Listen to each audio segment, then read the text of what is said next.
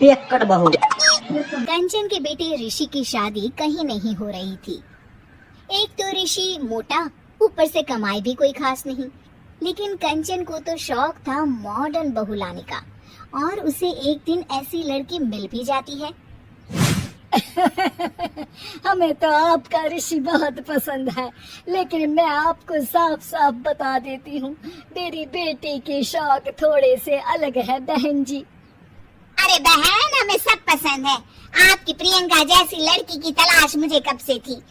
Jeans पहनकर अंग्रेजी में गिटर पिटर बोला करे।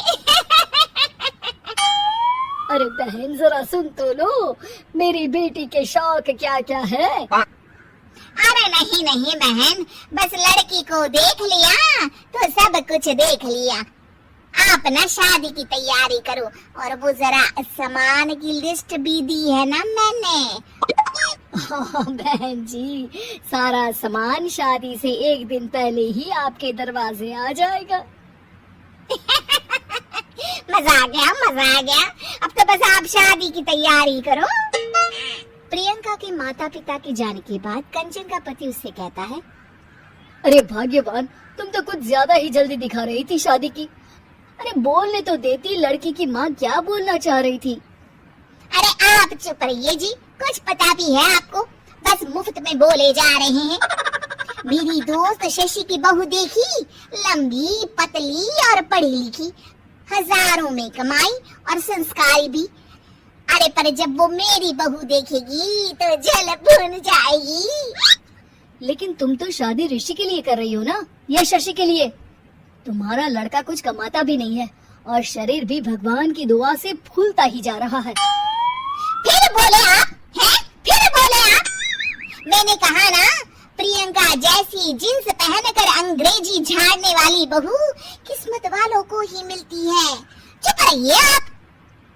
पति के लाख कहने पर भी कंचन ऋषि की शादी प्रियंका से करवा देती है। लेकिन प्रियंका जैसे ही घर में आती है, वैसे ही जोर जोर से चिल्लाकर नाचने लगती है।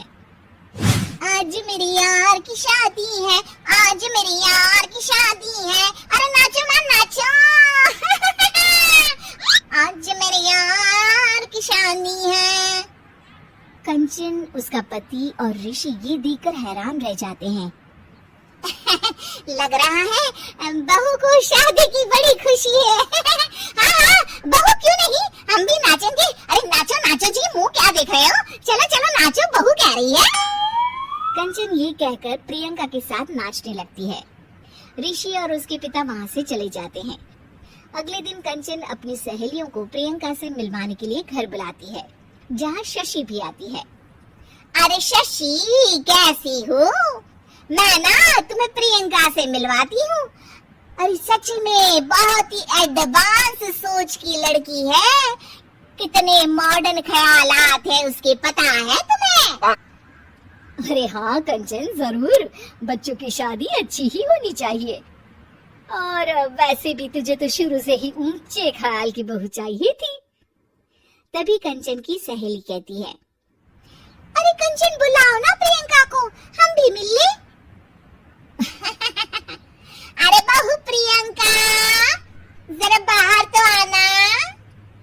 कई बार आवाज देने के बाद भी प्रियंका बाहर नहीं आती है, तो कंचन को बुरा लग जाता है। वो उसे लेकर बाहर आती है, लेकिन ये क्या, प्रियंका लड़खड़ाती हुई बाहर आती है और उसके हाथ में शराब की बोतल होती है। हालांकि शराब पीना स्वास्थ्य के लिए हानिकारक होता है और ये हमारी किडनी के लिए बहुत ही खतरनाक है, लेकिन कंचन की बहू प्रियंका पूरे नशे में होती है। अरे इतने सारे लोग। ये कहकर वो शशि के पास जाती है।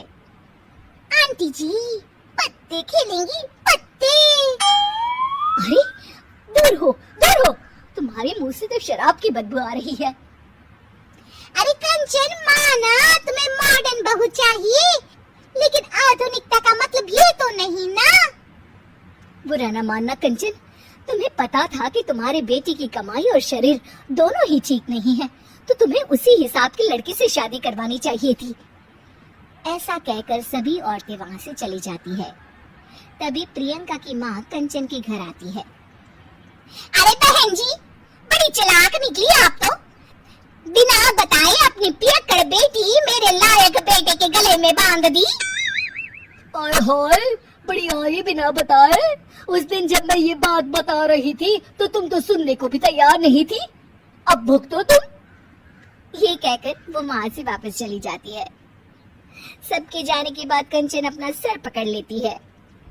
हाय रे, आधुनिकता की अंधी दौड़ में मैं अपनी संस्कृति ही भूल बैठी थी।